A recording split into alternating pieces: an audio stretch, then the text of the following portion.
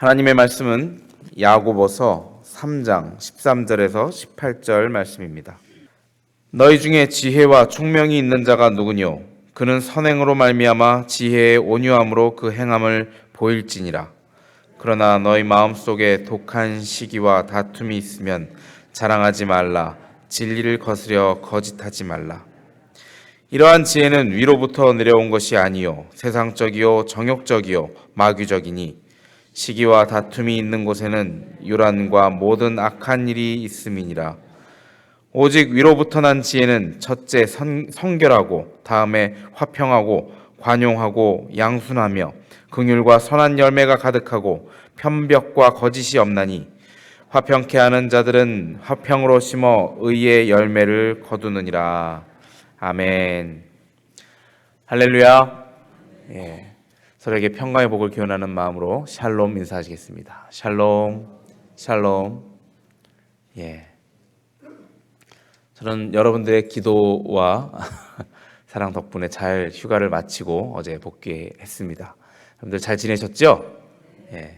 굉장히 오래간만에 여러분들을 뵙는 것 같아서 마음이 굉장히 좋습니다. 여러분들도 그러하시리라 믿어 의심치 않습니다. 예, 오늘 말씀은 우리가 지지난주에 8월 4일이었습니다. 3장 1절에서 12절 말씀을 나누고 그리고 이어서 3장 13절에서 18절 말씀 오늘 부분입니다. 3장 1절에서 12절 말씀은 여러분들 기억이 나실지 모르겠지만 우리들의 그리스도인들의 혀를 잘 관리하라 라는 말씀을 저에게 주셨습니다. 말을 조심하라는 말씀이셨죠. 특히나 가르치는 위치에 있는 직분자들 특히나 더 말을 조심하고 상처받지 않게 그러한 말씀을 더 조심하라는 말씀 저에게 주셨습니다. 그래서 이어서 오늘 13절에서도 이렇게 말씀이 시작이 됩니다. 너희 중에 지혜와 총명이 있는 자가 누구뇨? 이렇게 물으면서 그런 사람들은 이 말씀을 따르라라고 말씀을 저에게 주십니다. 지혜와 총명이 있는 자. 13장 1절에 나왔던 선생이 되려는 자들을 다시 한번 불러내서 이렇게 말씀을 전해주십니다. 주로 지혜와 총명이 있는 자들은 누굽니까? 교회에서나 기독 공동체에서나 아니면 어떤 무리에서나 그러한 지혜와 총명이 있는 자들은 그 집단의 지도자가 되기 마련입니다. 그리고 이끄는 그룹에 들어가 있기 마련이죠. 그렇기 때문에 그런 리더의 자리에 서는 그런 인도자들, 지도자들을 향해서 오늘 야고보가 이렇게 말씀을 해주십니다. 그는 선행으로 말미암아 지혜의 온유함으로 그 행함을 보일지니라. 선행으로 말미암아 지혜의 온유함으로 그 행함을 보일지니라. 행하되 지혜의 온유함으로 행하라 라는 말씀을 저에게 해주시고 계십니다. 이 자리에 앉아 계신 분들이 나는 총명하고 지혜롭지 않으니까 내한테 하는 말씀이 아니야 라고 생각하시는 분은 없기를 바랍니다. 여러분들 모두 다 하나님의 말씀이 여러분들 마음속에 있기 때문에 지혜와 총명이 하나님에게로부터 받은 자들인 줄로 여러분들 믿으시기 바랍니다. 그러므로 여러분들 우리 모두가 이 말씀을 받아야 할 것입니다. 지혜의 온유함 무슨 말씀입니까? 문자적으로 이 헬라어 말씀은 지혜로부터 나오는 온유함으로라는 의미라고 할 수 있습니다. 여기서 지혜는 우리가 알겠지만 헬라적인 지혜, 세상 만물 돌아가는 이치를 따지는 논리적인 그런 지혜가 아니라 하나님이 요구하시는 거룩한 삶을 살아가도록 하는 실제적인 히브리적 그런 지혜를 말씀하고 계십니다. 히브리적 개념의 지혜, 곧 무엇입니까? 하나님을 아는 것을 최고로 아는 그러한 지혜를 우리에게 말씀해 주고 계시는 것입니다.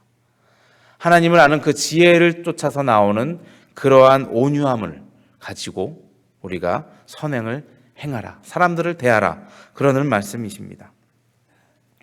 일반적인 의미로도 어떻습니까? 지혜라는 그 뜻이 우리가 잘 알고 있듯이 지식이라는 뜻과는 차이가 있습니다. 지식만 있는 사람, 지혜는 없고 지식만 있는 사람, 책만 많이 읽고 소양을 갖추지 못한 사람은 자기 자신의 의견을 주장만 하다가 그러다가 평화를 깨트리고 분란을 가져오는 경우가 많이 있습니다. 우리 교회에서도 많이 그렇고요. 또 사회에서도 나가도 그렇습니다. 그러나 지혜가 있는 사람은 내가 이런 주장을 할 때, 저 사람과 다른 주장을 할 때, 저 사람이 이걸 이렇게 힘들게 받아들이겠구나라는 그 마음을 그것을 알고 미리 알고 부드럽게 말을 하거나 아니면 배려를 하면서 이런 식으로 얘기를 하죠. 그 말도 당신 말도 일리가 있지만 이렇게 하면 어떨까요? 하는 부드러운 문장으로 바꿔서 서로가 용납이 될 수 있게 서로가 포용할 수 있는 그런 마음으로 지혜 있는 자들은 그런 식의 대화를 하게 됩니다.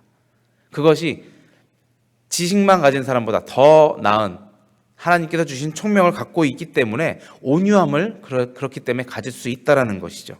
상대방도 포용하지만 그렇지만 나의 의견을 살짝 개진하면서 그러면서 상대방을 설득시키려는 그러한 대화법을 가지고 다른 의견자들도 포용할 수 있는 넓은 마음의 온유한 사람이 될 수 있다는 것입니다. 그렇지 않고 14절처럼 너희 마음속에 독한 시기와 다툼이 있다면, 나의 마음속에 독한 시기하는 마음과 다툼의 마음이 있다면은 자랑하지 말라라고 경고하고 계십니다. 무슨 말씀인지 여러분들 잘 아시겠죠? 독한 시기. 우리가 한 집단에 모여서 사람들끼리 서로 의견을 나누다 보면 어떤 사람은 한 번, 두 번 쌓이다 보면 시기의 마음이 아주 독하게 생길 수가 있습니다. 여러 번 그런 일이 반복되다 보면 그 사람이 하는 말은 무슨 말을 해도 싫은, 쳐다보기도 싫은 그런 일들이 우리 인간의 마음에는 생기게 될 수 있습니다. 물론 여러분들은 그런 분들이 없으리라 믿습니다. 만약에 그런 마음이 있다면은, 그런 마음이 생긴다면 자랑하지 말라 이렇게 말씀하십니다. 자랑이라는 말은 오만하게 잘난 척하지 말라라는 말을 우리나라 말 표현으로 자랑이라고 썼습니다. 오만하게 거만하게 그 사람을 누르면서 잘난 척하지 말라. 그리고 나쁜 마음으로 거짓말하지 말라. 가끔 이런 일이 생기죠. 시기와 질투가 생긴다면 상대방의 말을 반대하기 위해서 거짓말까지 동원하면서 내 마음의 양심을 저버리면서까지 당연히 그것이 맞는 거 알고 있지만 그렇지 않아. 나는 그런 말 한 적 없어. 알면서도 그런 마음이 우리에게 있었던 적이 있습니다. 상대방의 파멸을 위해 거짓 증언하는 일들이, 십계명을 어기는 일들이 우리 마음속에 생기게 되곤 합니다. 그러한 지혜, 그러한 남을 파멸시키려는 그러한 지혜는 위로부터 내려온 것이 아니오라고 15절에서 이어서 말씀해 주고 계십니다. 그것은 참된 지혜의 근본, 잠언 2장 6절에 나오는 말씀입니다. 하나님은 참된 우리 지혜의 근본이십니다. 참된 지혜의 근본이신 하나님으로부터 나온 그러한 지혜가 아니다라고 명백하게 말씀해 주고 계십니다. 하나님으로부터 지혜를 얻었다고 하는 자가 사람을 파멸시키는 그러한 자신의 머리를 써서 상대방을 누르고 상대방을 억압하고 상대방을 모함해서 이 집단에서 떨어뜨려 버리려는 그러한 마음을 가지고 일을 행할 수가 없다라는 말씀을 하고 계십니다. 그것은 하나님으로부터 나온 지혜가 아니라 세상적이고 정욕적이고 마귀적인, 아주 무서운 말씀이죠. 세상적이고 정욕적이고 마귀적인, 세 개 같이 보면 같은 말 같은데, 함께 보면 같은 말 같은데 다 적용할 수 있는 방향이 다릅니다. 세상적이고 하늘나라와는 다른 세상적인, 하늘나라와의 반대되는 개념이죠. 평화가 없고 시기와 질투로 가득한 그러한 세상적이고 정욕적이고 나만의 위해, 나의 육신의 즐거움을 위해, 그리고 나의 쾌락을 위해서 쓰는 그런 정욕적이고 마귀적이고 사람을 파멸시키는 그런 마귀적인, 그런 하나님과는 정반대되는 개념의 그러한 근본을 가진 그러한 말들이 바로 상대방을 시기와 질투 속에서 파멸시키는 말들을 행하는 자들의 그러한 근본이 그렇다는 것입니다. 우리가 잘 알고 있습니다. 이 이야기는 우리의 마음속에 비춰봤을 때, 내가 이 이야기를 할 때 저 사람 마음이 아프겠구나, 마음이 아파라 하고 나의 마음을 결심하면서 상대방을 공격하는 말을 우리가 살면서 얼마나 많이 했는지 모릅니다. 그렇게 하지 않으신 분들도 물론 계실 수 있습니다. 그렇게 안 하셨으면 너무나 다행하고 감사한 일이지만, 그렇게 행하셨다면 그것은 바로 마귀적인 일이었다라고 여러분들 오늘 야고보서에서 다시 한번 말씀해 주고 계십니다. 이와는 반대로 오직 하늘로부터 난 지혜는 하면서 다시 말씀을 하고 계십니다. 앞서 언급된 거짓 지혜와 대조되는 참된 지혜, 이것을 하나님으로부터 비롯된 지혜의 특성을 우리에게 이제 말씀을 해주고 계십니다. 우리가 살펴볼 지혜, 위로부터 난 지혜 오늘 8가지를 오늘 성경 말씀에서 말씀해 주고 계시는데 우리 한번 8가지를 차근차근 보기를 원합니다. 이 참된 지혜의 특징, 17절에 나오는 참된 지혜의 특징을 우리가 하나씩 보면서 이것과 비교해서 나의 언행의 습관은, 생활은 어땠는지 여러분들 하나씩 보시길 바랍니다. 첫 번째 무엇입니까? 성결입니다. 네. 야고보는 이 성결을 말하면서 첫 번째라고 강조를 하고 있습니다. 첫 번째, 첫째로는 성결이요.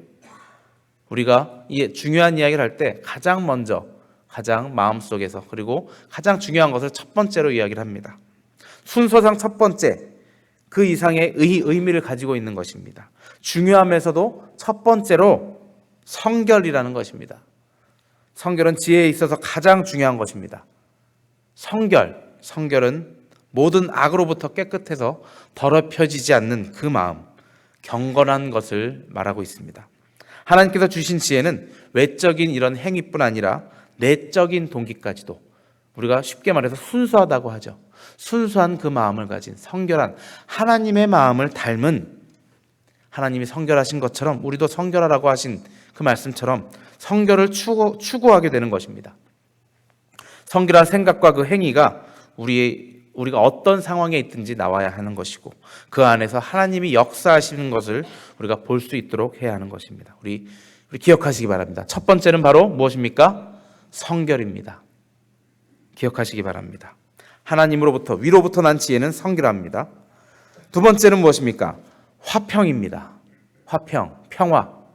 우리가 늘 아침마다, 늘 매일매일 인사하는 샬롬, 그것이 바로 하나님께서 주신 그 화평인 것입니다. 하나님께서 주신 지혜는 그것이 바로 화평 그 자체인 것입니다. 화평과 화평하는 관계를 만들어냅니다.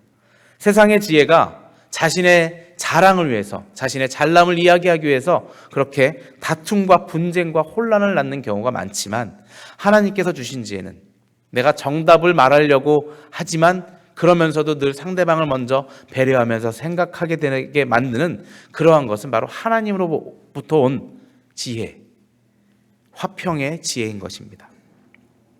세상의 지혜와는 완전히 반대되는 그러한 사실인 것입니다. 우리의 본성은 어떻습니까? 싸우길 좋아합니다. 내가 당당하게 내가 잘하는 것을 이야기할 때는 상대방을 누르려고 하는 나의 본성이 있습니다.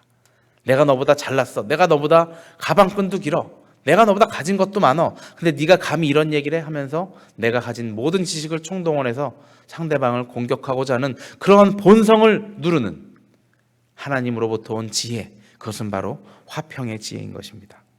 우리 안에 있는 하나님의 초자연적인 생명은 이런 진리 안에서 화평의 삶을 살도록 우리에게 말씀해 주고 계십니다. 위로부터 난 지혜는 화평을 추구하게 되어 있습니다. 세 번째로 관용입니다.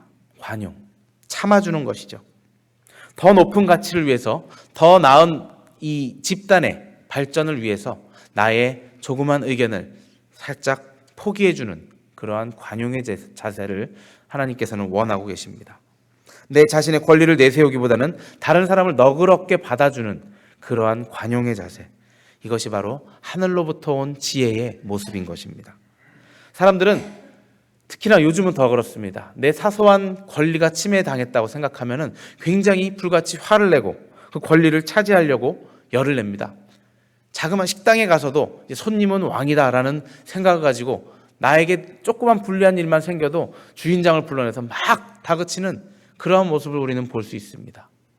우리가 크리스찬이라면, 크리스찬의 마음을 가졌다면, 그분이 고의로 나에게 나쁘게 하지 않는 한 내가 그를 이해해주고, 바쁘니까 저렇겠구나, 바쁘니까 그냥 물은 내가 떠다 먹어야지 라는 생각으로 조금 더 이해해 줄 수 있다면 우리가 크리스찬의 아름다운 모습을 살 수 있을 것이라고 생각합니다.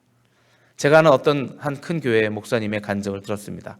그 교회가 시장 통해서 성장한 교회입니다. 한국의 시장 통해서. 거기는 시장 상인들이 어떻습니까? 굉장히 각박하고 서로가 자기의 이익을 더 취하려고 하는 그런 상황 속에서 교회가 생겨서 이제 발전을 해야겠는데, 딱 보니까 교인들이 너무나 그 시장에 나가서 물건, 콩나물값 20원, 30원 깎으려고 그렇게 사람들을 못 살게 군다는 것이 그런 것을 깨달았습니다. 그래서 그 목사님이 하신 것이 물건값 안 깎기 운동, 그것을 벌였다고 합니다.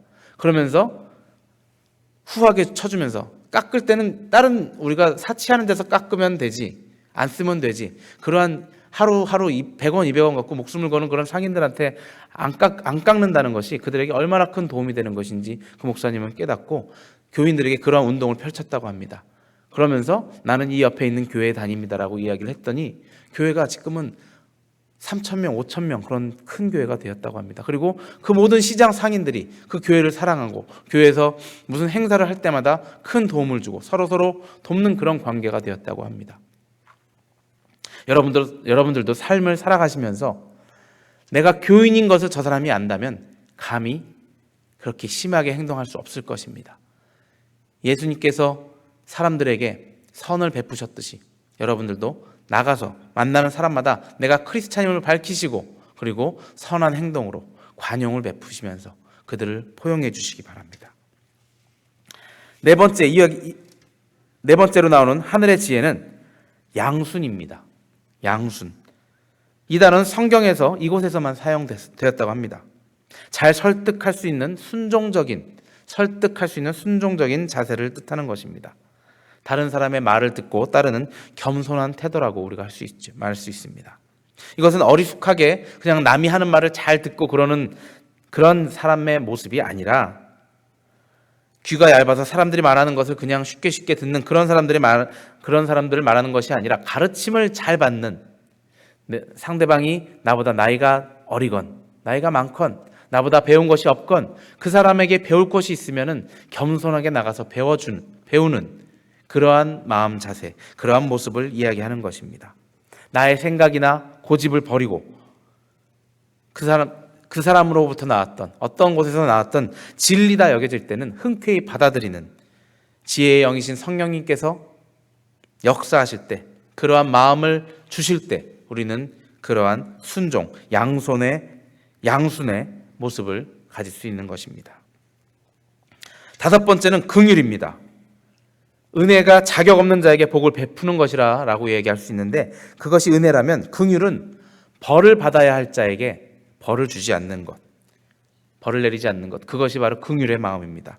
그것이 하나님께서 우리를 쳐다보셨던 그 마음인 것입니다. 우리는 벌을 받아야 할 사람들이지만 하나님의 마음, 긍휼의 마음으로 우리를 이해해 주시고 벌을 내리시지 않으시고 다시 한번 기회를 주시면서 용서해 주시는 하나님의 긍휼의 마음을 우리가 닮아야 하는 것입니다. 불쌍히 여기는 것, 측은지심. 저 사람이 어떤 행동을 해서 나에게 나쁜 영향을 끼쳤다 하더라도 그 사람의 과거가 이랬기 때문에 내가 이해를 해야겠다. 그 사람이 자라온 환경이 이랬기 때문에 내가 조금 더 이해를 해야지 하고 긍휼의 마음으로 그를 바라볼 때, 물론 그 사람의 잘못은 고칠 수 있도록 우리가 조언을 해주고 그러한 그 사람을 잘 이끌어주는 마음을 해야겠지만, 우리가 그 외에는 그 사람을 용납해주고 그 사람의 행동을 이해해주는 그런 긍휼의 마음을 가지는 것이 바로 하늘로부터 난 지혜의 모습이라는 것입니다.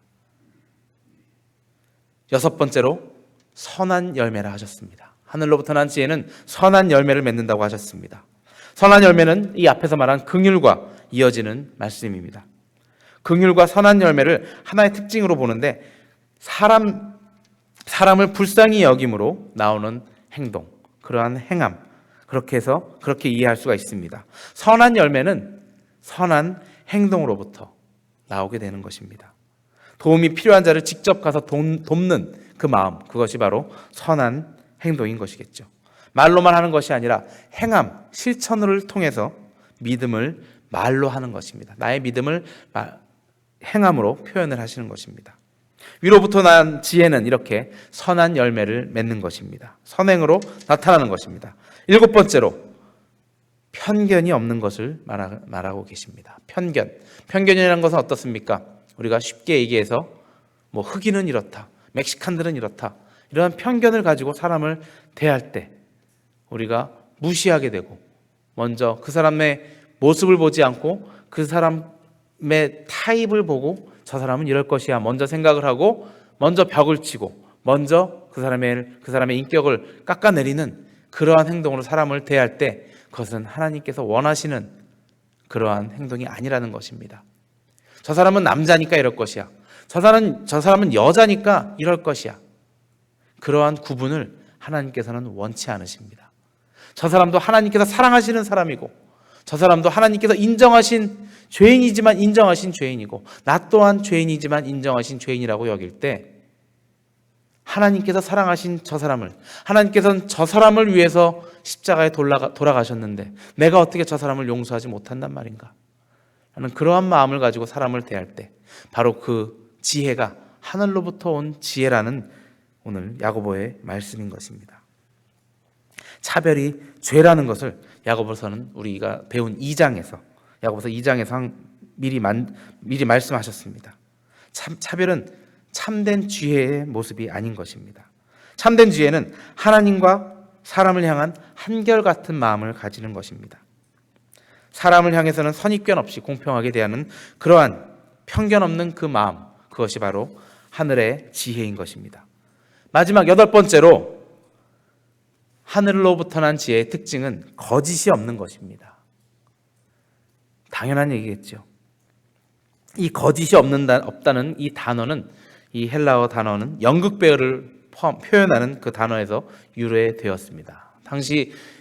그 당시에 연극에서는 우리나라 탈춤 같은 것도 그렇지만 기뻐하는 사람들은 기쁜 가면을 쓰고, 슬퍼하는 사람의 역을 할 때는 슬픈 가면을 쓰고, 그런 광대 노름을 할 때 그 가면을 쓴 사람 뒤에서 있는 그 가면과 같지 않은 그 마음을 표현할 때 썼던 그 말입니다. 요즘 사회를 이야기할 때 가면을 쓰고 사람을 대하는 사회라고 표현을 하기도 합니다. 나의 마음과는 다르게 사람들 앞에서는 늘 웃는 모습으로 대하지만 나의 마음속에서는 저 사람을 증오하고 시기하고 질투하는 그 마음이 가득하지만 사람들 앞에서는 그저 웃는 모습으로, 나를 가리는 가면 쓴 모습으로 그렇게 살아가는 현대인의 모습을 우리가 알 수 있습니다. 우리 하나님의 사람들은 가면을 쓰고 사람을 대하면 안 되는 것입니다. 물론 이렇다고 해서 우리가 화가 날 때 막 화를 그 앞에서 내라는 얘기가 아닙니다. 화가 나지 않게 나의 마음을 다스려야겠죠. 하나님께서 원하시는 그 마음을 가면을 쓸 필요가 없는 그 마음이 될 수 있게 우리가 조절해야 할 것입니다. 이렇게 위로부터 난 지혜는 거짓이 없는, 나의 마음을 숨길 필요가 없는 그러한 우리 지혜를 갖고 있는 것입니다. 외식하지 않습니다. 내가 사람들 앞에서 선한 척, 착한 척하지 않게 나의 마음을 진정으로 선하고 착하게 우리의 마음을 다스려야 할 것입니다. 자, 우리가 이렇게 8가지의 하나님으로부터 난, 하늘로부터 난 지혜의 특징을 살펴보았습니다. 성결, 화평, 관용, 양순, 긍휼, 그리고 선한 열매, 편견과 거짓 없는 것. 이 특징들이 조화를 이루면서 살아가는 것이 바로 하나님이 우리에게 원하시는 그 삶인 것입니다. 이러한 모습을 가진 사람을 한번 상상해 보시기 바랍니다. 얼마나 그 사람이 아름답고 하나님 보시기에 좋겠습니까? 참다운 하나님의 지혜를 가진 삶을 사는 사람이라고 말할 수 있을 것입니다. 우리에게는 바로 이 모든 특징을 완벽하게 보여주신 분이 계십니다. 누구십니까? 예수 그리스도이십니다. 그리스도께서 보여주신 이 8가지의 하늘로부터 온 지혜를 가진 사람의 특징을 우리가 보고 따라 했으면 좋겠습니다. 예수님의 모습을, 그 본을 보이신 예수님의 모습을 보고 우리가 진정으로, 예수님의 모습을 통해 진정으로 지혜로운 사람들이, 여러분들 우리 모두가 되시기를 주님의 이름으로 축원합니다. 오늘 하루도 살아나가시면서 예수님의 모습을 본받아 따라 나가시는 주님의 사람들이 되시기를 바랍니다. 우리 함께 기도하시겠습니다. 사랑해 주님 감사합니다. 주님께서 우리에게 본을 보이신 그 하늘로부터 난 지혜를 따라 사는 그 삶을 우리가 따라 살길 원합니다. 주님의 마음을 본받고 주님의 행동을 본받는 저희들이 되게 하여 주시옵소서. 그래서 오늘 하루도 승리하는 하루를 살게 하여 주시옵소서. 우리 함께 기도하기 원합니다. 우리 이 시간 주님을 만나는 시간을 되게 하여 주시옵소서 하고 기도하시기 바랍니다. 이 아침에 주님께 기도하는 이 시간이 주님을 만나서 주님을 닮아가는, 주님의 모습을 기억하는 그 귀한 시간이 되게 달라고 이 시간을 위하여 기도하시기 바랍니다. 우리 목사님을 위하여 기도하실 때 목사님의 강건함으로 우리에게 바른 참된 그리스도인의 길을 살아나갈 수 있게 해주시는 주님의 귀한 종되게 해달라고 우리 목사님을 위하여 기도하시기 바랍니다.